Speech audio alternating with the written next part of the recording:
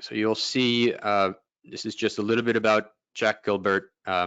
First of all, to take a look at this man as a young man, very, very dashing individual, born in 1925 in Pittsburgh, and died not that long ago in Berkeley, California. So he lived to a really respectable age, saw a lot of the world in his years. The next slide shows a little bit more. I think you can tell a little bit about someone by these kinds of pictures, and you can see him getting a little older each time, and the picture on the right is the one that looks the most like the photograph you might see if you own this book, The Great Fires. There's a Jack Gilbert looking down with austere white beard. So this is a familiar picture, but I was struck by the pictures of him as a young man as well and wanted to share those. So we'll go to the next slide. So if you're interested in reading more of Jack Gilbert's poetry, obviously the first book that we're highlighting here is The Great Fires, and Refusing Heaven, also an exquisite book of poetry, and The Dance, most of all, is also one of my favorite books. And then there's various collections that have some of these combined. And he has a few other kind of chapbooks, but these are, I believe, the three primary books. And you might be struck by how long a life he lived. And he won Yale Young Poets Prize, I believe, in 1962. So, fairly early on. And then he didn't publish a tremendous amount of poetry. But the poetry he did publish, I think, is reflective of very high quality. And so you don't see an abundance of poetry, but you do see an exquisite quality in the poems he does publish. So we'll go to the next slide. Okay, here's our first poem. So I will read this and share a few kind of initial thoughts, and then invite anyone to share what you hear and envision and what your impressions are, how you experience this poetry. So this is called Measuring the Tiger by Jack Gilbert. Barrels of chains, sides of beef stacked in vans, water buffalo dragging logs of teak in the river mud outside Mandalay. Pantocrator in the Byzantium dome. The mammoth overhead crane bringing slabs of steel through the dingy night and roar to the giant shear that cuts the adamantine 3/4-inch plates and they flop down. The weight of the mind fractures the girders and piers of the spirit, spilling out the heart's melt. Incandescent ingots big as cars trundling out of titanic mills. Red slag scaling off the brighter metal in the dark. The Monongahela River below, night's sheen on its belly, silence except for the machinery clanging deeper in us. You will love again, people say. Give it time. Me with time running out, day after day of the everyday, what they call real life made of 1/8-inch gauge. Newness strutting around as if it were significant, irony, neatness, and rhyme pretending to be poetry. I want to go back to that time after Michiko's death when I cried every day among the trees, to the real, to the magnitude of pain, of being that much alive. So I'll just share a little bit my first thoughts, and then I invite everyone to speak. So, I chose this poem for the first poem because of these incredible images of the mills, and it just speaks to me of Johnstown, the experience I had of when we performed at the machine shop in 2017, and that description, titanic mills, is so apt for that space of 40,000 square feet, and the red slag scaling off. The kind of feeling on the tongue of what that red hot steel was like. And this idea of the machinery being a kind of part of the body, silence except for the machinery clanging deeper in us, this kind of industrial nature of the inner body. And then, you have this kind of intense harshness of the industrial scenery. The hearts melt, I think, is a really amazing image that's like the pouring out of the red hot steel into the ingots. That kind of power and strength, and also danger and vulnerability that is kind of the nature of work in the mills, that it's so powerful, it's also so dangerous, and that is the heart, having that same kind of capacity and danger for pain. And then it just, this shift, this right hand turn kind of at the end of a sonnet, where all of a sudden it twists, and it's really about his grief. And you'll see a lot of this book of poetry is about his grief over the death of his third wife, as I understand it, Michiko.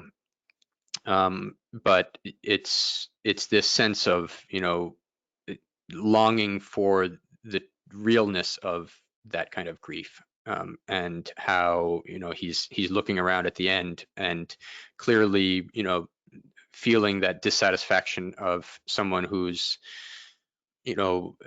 true craftsman, and a terrific, obviously, poet, looking around and feeling like the kind of false prophets are being celebrated, the rhyme pretending to be poetry, newness strutting around as if it were significant, in our less generous times when we feel jealous. That's a pretty good description. But then this sense of kind of longing for the pain of loss because it's so real, and I think just matched with the industrialness. It's a very powerful poem. Does anybody want to add some thoughts about this poem? What did you hear? Where did it bring you?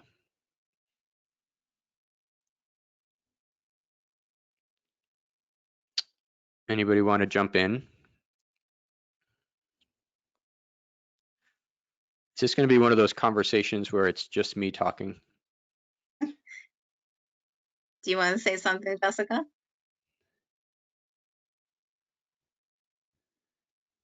I don't know. I really got the sense. Thank you, James. I thought that was, first of all, a very beautiful reading of the poem, and also made me think about, when we lose someone, there's this, and you start to feel the feeling of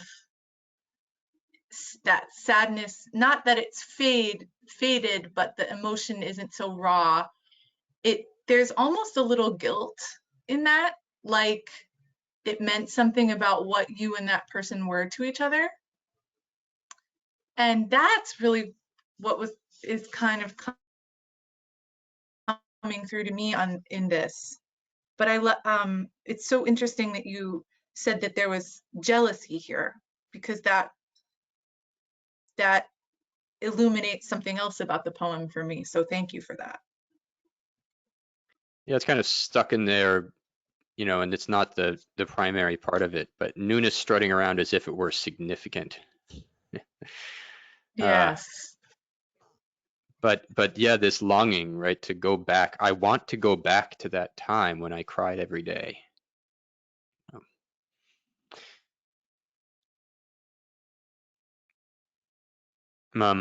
Anyone else, or anything further, Jessica, Larissa?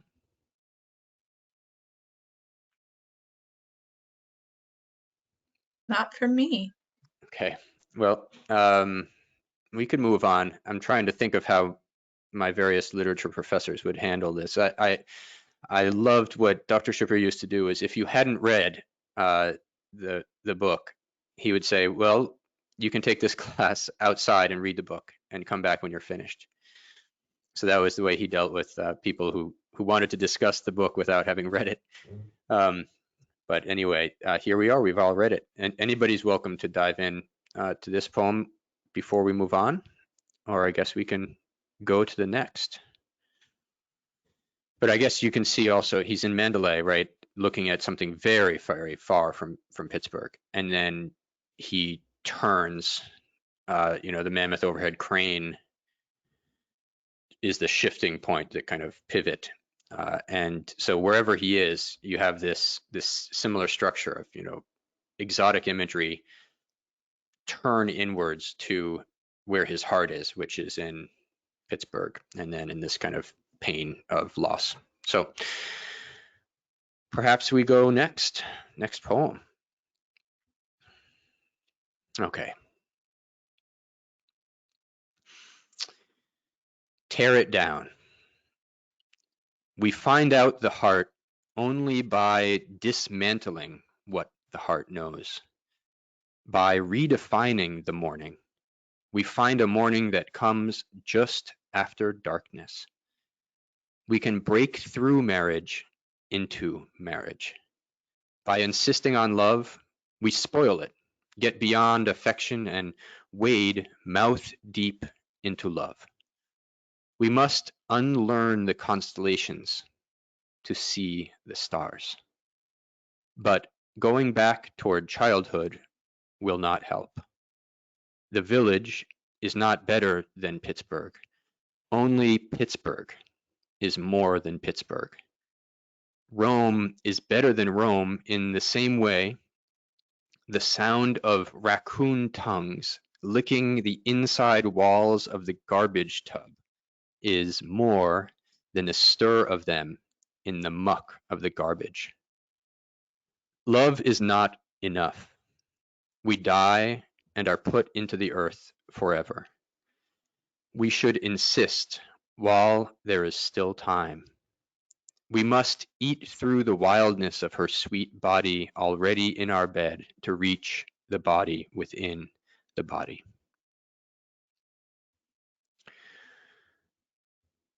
So,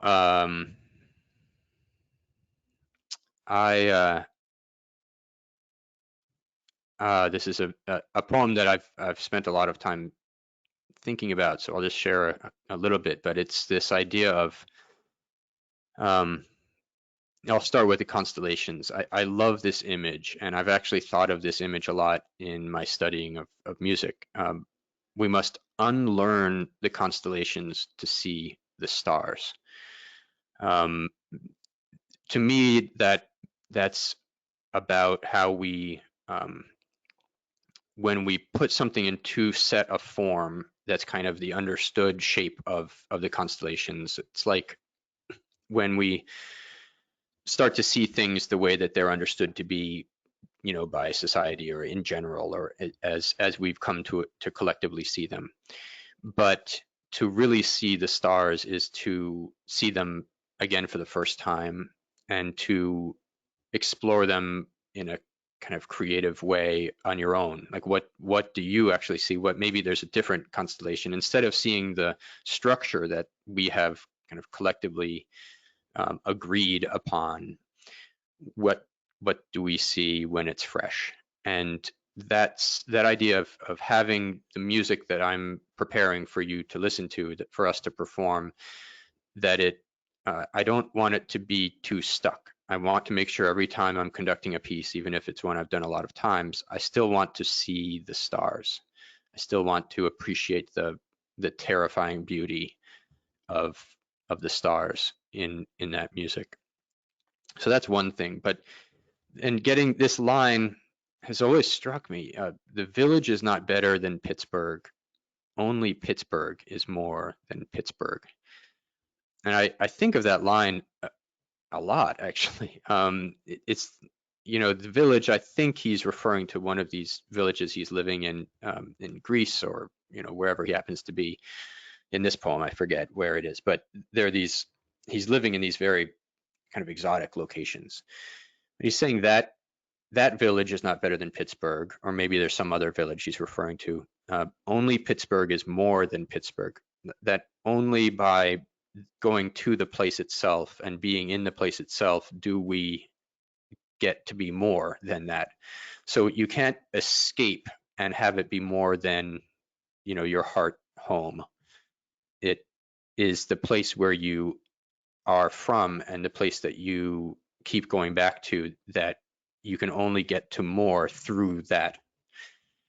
And then this shocking image that the first time I read it, I just didn't know what to do with, raccoon tongues. But if you have been around critters, you know, the way when you're waking up in the middle of the night hearing a sound, if you hear them kind of stirring around or making, you know, a little bit of sound around the garbage, that's one thing.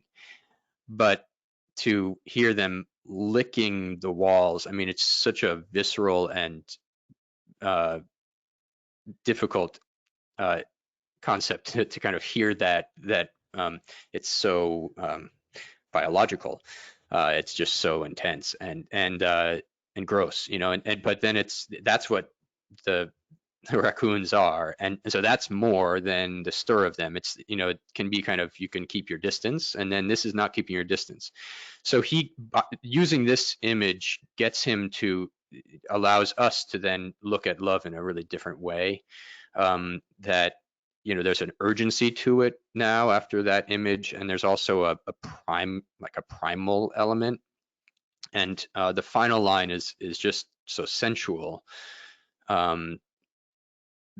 You know, but to reach the body within the body through, you know, physical intimacy, and but then to have this other image, which was, you know, pretty strong and strange about raccoons, you're struck by this kind of power and juxtaposition.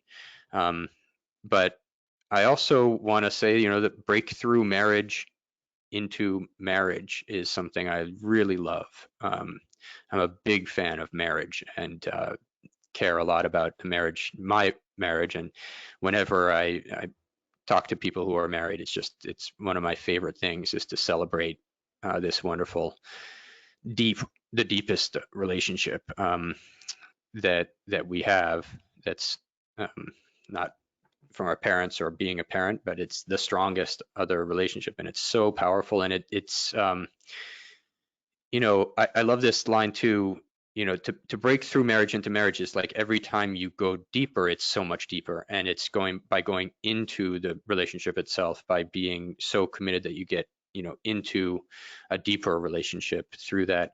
But I also love this "by insisting on love, we spoil it" line, because it's like, if you say that everything has to be loved, then you're not giving yourself a chance to have, you know, conflict or to engage.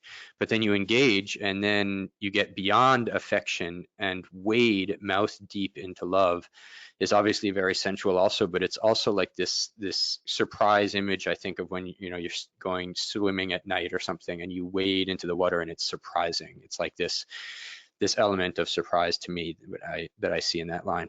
So I wanted to kind of open it up to the floor, but also, you know, to say, to insist while there's still time. I read this poem and I always feel inspired to kind of experience life more richly, and you know, pursue what I'm pursuing musically even more. But I wanted to ask everyone on the call, if we can go around, you know, if we were in a room, I'd say, everybody, let's go around. What does the line, "The village is not better than Pittsburgh, only Pittsburgh is more than Pittsburgh," what does that phrase mean to each of you? And Larissa, if you can kind of call on people in turn, and they can each share their thoughts on that. Okay. Let's see. Well,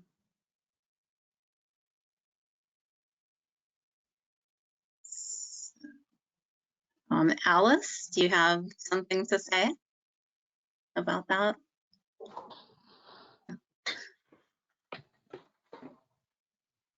I guess I could only say that kind of agree with James, that if you really want to know something about a place, you have to live it, you have to be there, you have to see the whole picture.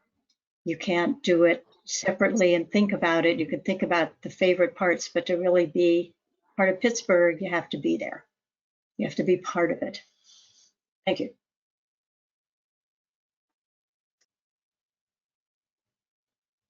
Brad?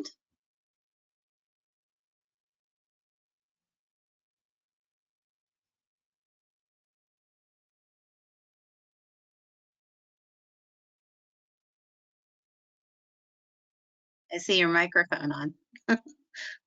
No?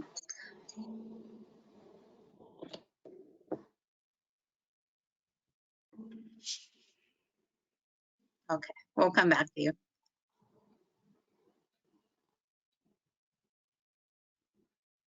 Dave, do you have anything to say?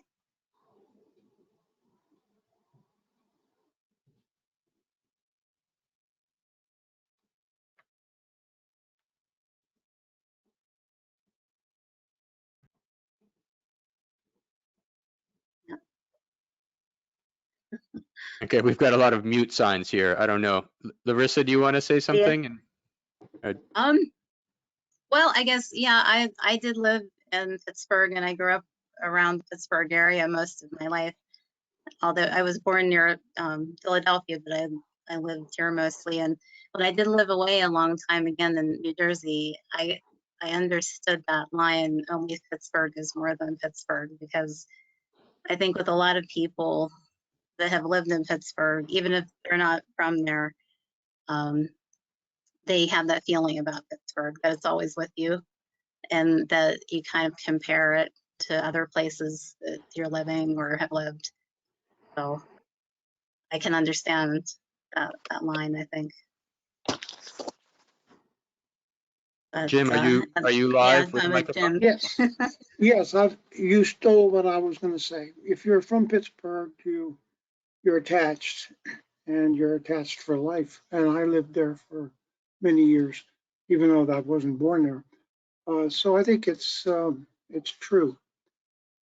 Also about his loving, his concept of loving. You know, there's like lustful loving, and then there's the loving that happens after the lust is over. You just get better. It gets better. And he makes a point of that in another poem. And I just keep watching for that, because I'm thinking maybe you're going to put that in one of the, on your, in your lecture. Are you familiar with another poem where he talks about loving and the different kinds of loving, how it gets better with time? Anyway, I'm off subject. You asked about Pittsburgh, and Pittsburgh is a place that anchors you, and he was anchored as well in Pittsburgh. That's it. I'm done talking. Okay, thank you. I see there is something here from Brad. He said he couldn't figure. You know, Laura, can you hear me now? Oh, this is yes, Brad. I can hear you now. Wonderful. Sorry, I had to go to my settings, then it kicked me out of the whole thing. So here I am. That's okay. No, but I really like that second one. And if I could maybe speak more to the point about the stars and the constellation. My wife and I joke we're sort of amateur astronomers, I guess, in that we like looking at the stars and, you know, sort of researching them. But one thing I think of with that is, I think it's called Orion's Belt, but it's the 3 stars that you can only see in the winter in the northern hemisphere. They're just, I don't know the rest of the constellation, but they look like they're just right in a line and they're right next to each other. They're actually, I'll get the numbers wrong, but hundreds of millions of light years from one another, and also hundreds of millions of light years from Earth. And there's, of course, many other stars between here and there, but for whatever reason, they just look like that. And I guess the reason I say that is, what I sort of took from that poem was, the marriage becoming marriage, or the stars in the constellation, everything. And sort of what I'm going to talk about next month with my talk is the idea that everything has a true nature, that, us as people, art, music, literature, there is a true nature of something, that when you remove the hustle and bustle, when you remove the distractions, the emotions, that everything, I think, at rest is a certain way. The stars are what they are, and they may appear certain way. They're other than orbits and things like that. That arrangement of 3 next to each other is there, for centuries and millions of centuries. That's their nature. That's where they are. Now we maybe can't always see them certain times of the year or certain cloud conditions and things like that, but they are what they are. And I think this idea of what I kind of took from it, of this marriage becoming marriage, is sort of going deeper on a sort of connection level with anything, whether it's marriage or it's a city or a place or people, to sort of uncover all of the sort of earthly distractions or earthly things, and get to the true nature of the marriage, of the love that the couple has, or of Pittsburgh, of what the city is, the fabric of the city. And that's sort of, and it's really like music, the notes on a page. If you were participated in the James's talk, I think a week or two ago, where we looked at scores, and it's a recipe. If you put 30 violins plus 3 horns plus all these different instruments and dozens of them, and they produce these certain sounds at these precise times, you have a sound, like no different than you would with a cake. And that sound, that piece, that music has a nature to it. And that's, you only get to that nature by going deep into what's there, and sort of allowing the true nature of those sounds, when played at exactly the right time, to yield the sound which is its true nature. But that did not at all answer the question, but that was my thoughts. Oh, I really, Brad. That's great. That really took you in a lot of different places, and I'm excited about your talk next month. And we also have a comment here from David Kasker. If we see things only as others define them, then we don't really see them. That's a take on the constellations as well. Does anybody else want to say something before we go to the next poem? Happy to have anybody else in our book group speak.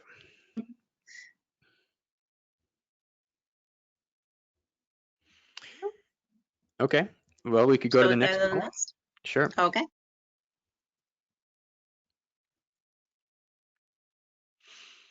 Okay, the great fires. Love is apart from all things. Desire and excitement are nothing beside it. It is not the body that finds love. What leads us there is the body. What is not love provokes it. What is not love quenches it. Love lays hold of everything we know. The passions which are called love also change everything to a newness at first. Passion is clearly the path, but does not bring us to love. It opens the castle of our spirit so that we might find the love which is a mystery hidden there. Love is one of many great fires. Passion is a fire made of many woods, each of which gives off its special odor so we can know the many kinds that are not love. Passion is the paper and twigs that kindle the flames, but cannot sustain them. Desire perishes because it tries to be love. Love is eaten away by appetite. Love does not last, but it is different from the passions that do not last. Love lasts by not lasting. Isaiah said, each man walks in his own fire for his sins. Love allows us to walk in the sweet music of our particular heart.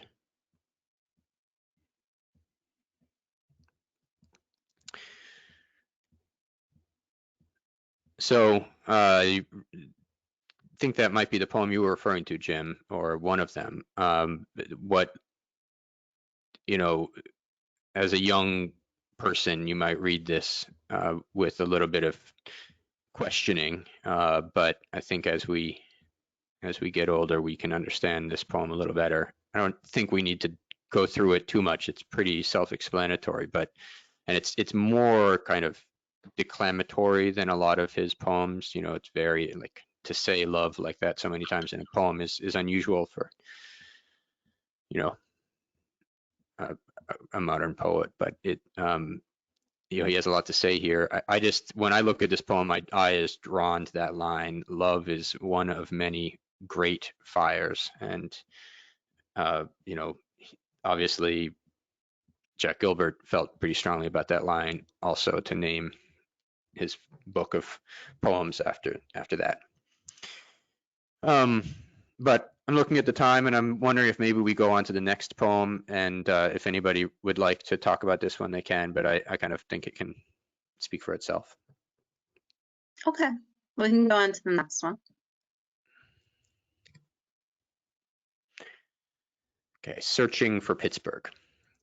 The fox pushes softly, blindly through me at night, between the liver and the stomach, comes to the heart and hesitates, considers, and then goes around it, trying to escape the mildness of our violent world.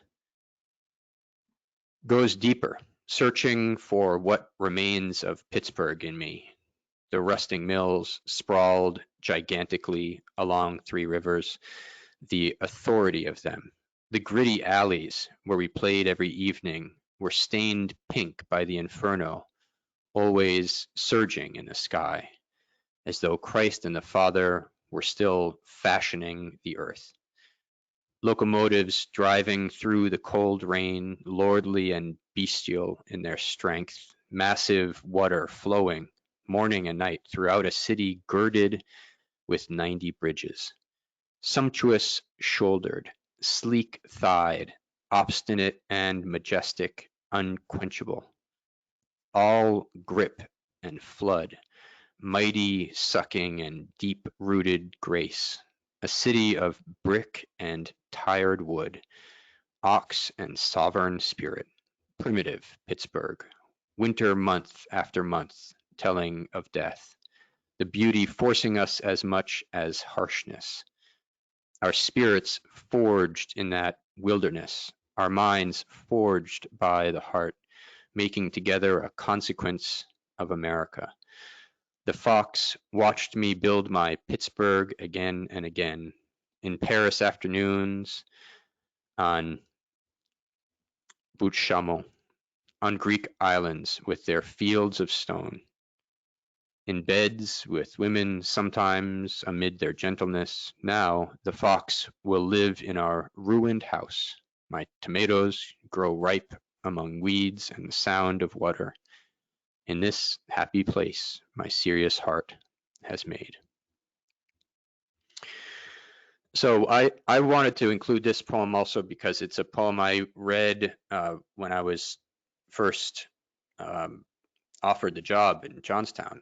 I somehow found myself, you know, celebrating and remembering that moment. Makes me so happy. But I was also just remembering how I read this poem one of those first days after being offered the job here in Johnstown. And the description of Pittsburgh just made me fall in love with the city, you know, in so many ways. This same images really apply, but this, you know, the way that the industry is fashioning the earth almost like it's, you know, the original times, and the way that this city is described in this very sensual way, you know, sumptuous shouldered, sleek thighed, the personhood of a city and the beauty of the city kind of as a person, as a woman, perhaps, or for Jack Gilbert, who seemed to talk about women quite a lot. And then this idea of the fox, you know, it's an image and a metaphor, but it's like the animal that's hunting at night, and obviously in something pursuing us and our spirit at night, and how it comes to the heart and hesitates, goes around it, trying to escape the mildness of our violent world. I think goes deeper searching for what remains of Pittsburgh in me. It's he describes all these organs and then the heart, and then deeper than that is where the Pittsburgh of his that has formed him, that's formed such a primal, essential part of him. That's where it's located, deeper than the organs, deeper than the heart. And the evening playing in the alley with the inferno always surging in the sky, just thinking of the industry that built Johnstown, that built Pittsburgh, that built this country. It's a power and an awe that I think we come to appreciate, or I have come to appreciate by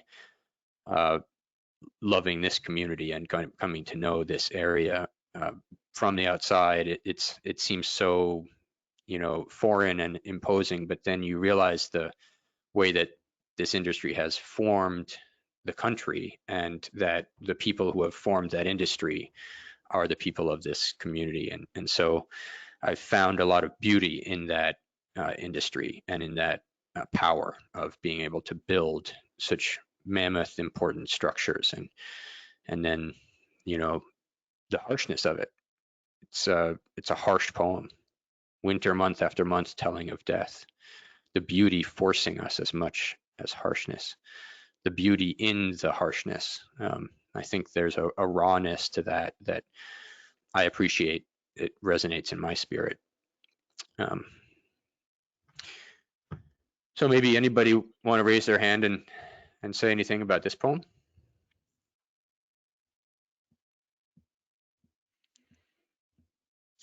As a newcomer to this area, the sentence that you just pointed out, James, the gritty alleys where we played every evening, that is one of the most striking and gorgeous encapsulations of kind of the world that we're in here on the Rust Belt. I don't know, there's something just so beautiful about that.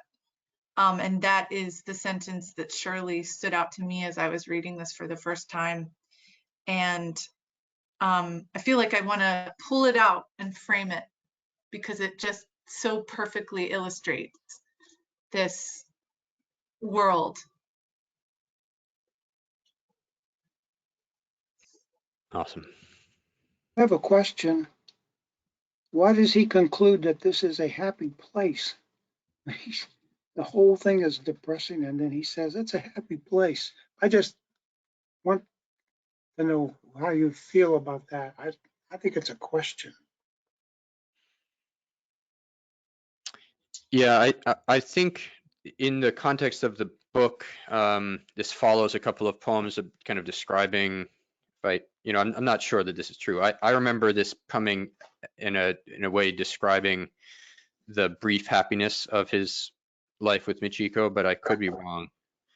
And let's see, right before it is,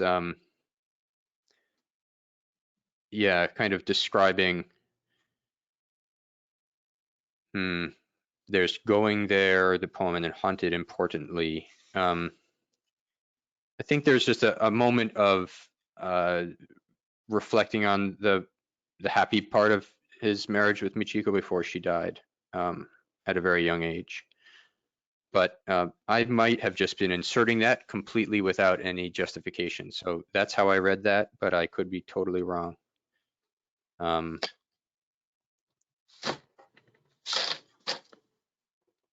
Yeah, I don't know. Now the fox will live in our ruined house. The fox that, at the beginning of the poem is kind of probing, and it's the figure of searching out the truth in the inside of the poet. I don't know. Good question, Jim. There's no chance that that's sarcasm, is it? Totally. There's always a chance He of sarcasm. doesn't seem like a sarcastic person.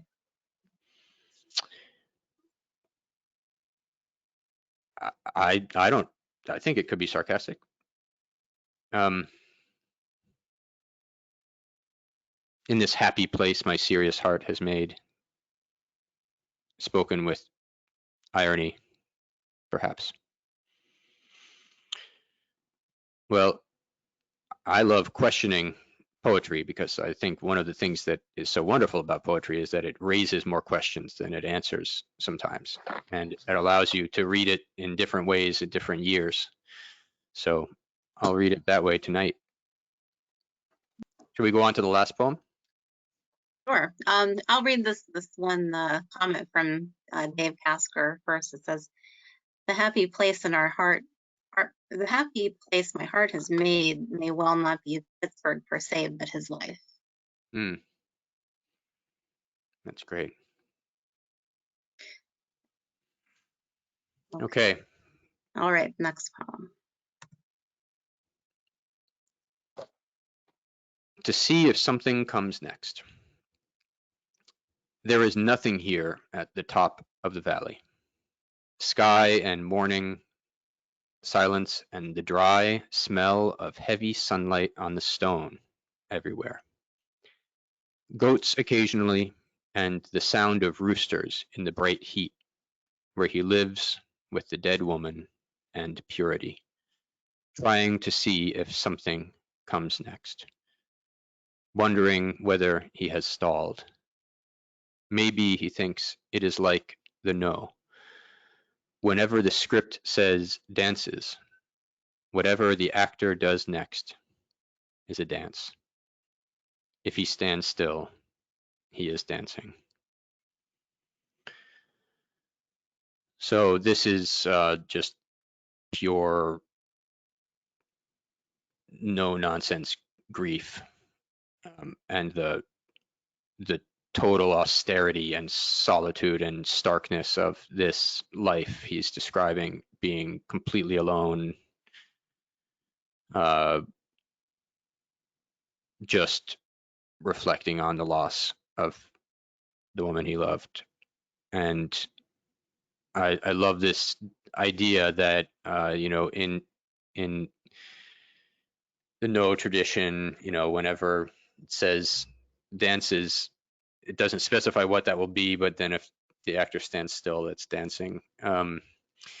That in life, you know, if he's saying, am I stalled? Am I not having any momentum? But that in itself is an action, that in itself is a life, and it's rich in its own way, and it's real, and it's where he is. You know, he's unable to function, but that's being a human being too. It's not just when we're flying high or you know, blessed with a happy family life. You know, it's also, this is also to be celebrated in some way. The beauty of that is very clear in this. I think one of my favorite images that Jack Gilbert wrote in any of his poems is this one, the dry smell of heavy sunlight on the stone. Just really evokes something very specific of what that is, smell of sunlight on the stone. And you know, there's something very reassuring to be present with someone in their pain and to have company there. So I think this is a work of art for all who grieve, and I love this poem for that. I know we're kind of at time, and I just wanted to read one other comment that I happened to see here, that David Kasker wrote about one of the earlier poems we were reading. I am 7th generation here, and all of us have worked in the mills. What I remember is my fatherless father writing to his grandfather as dad. I remember the mills as a teen, and I had a helmet with the same name as my dad, so I kind of went anywhere I wanted. But there really is the sense of loss. My dad, of course, but also the energy. So thank you, David, for sharing that. I feel like that's a poem in itself, and it's a poem of Johnstown, and it's really beautiful and powerful, and thank you for sharing that. So I believe that's the last poem, Larissa, is that right? I think so, but we can go over time, you know, if you if anybody has any comments, or if you have anything more to say, James, that's perfectly fine. Oh, well, I'm happy to hear any more thoughts, and oh yeah, so I Yeah, we do have shared that one this. last slide. Yeah, right. So this is just a little bit about Jack Gilbert, and I thought that it's a fairly interesting analysis by this writer, Nasrullah Membrol. But do I have one last slide after this, or is that the last one? This one might be yeah, that's the last. Okay. So I just wanted to read one more and just, without this being on the screen, see how this is for you. It's a short poem. It's called The Edge of the World. I light the lamp and look out at my watch. 4:30. Tap out my shoes because of the scorpions and go out into the field. Such a sweet night. No moon, but urgent stars. Go back inside and make hot chocolate on my butane burner. I search around with the radio through the skirl of the Levant. Tea for two in German. Finally, Cleveland playing the Rams in the rain.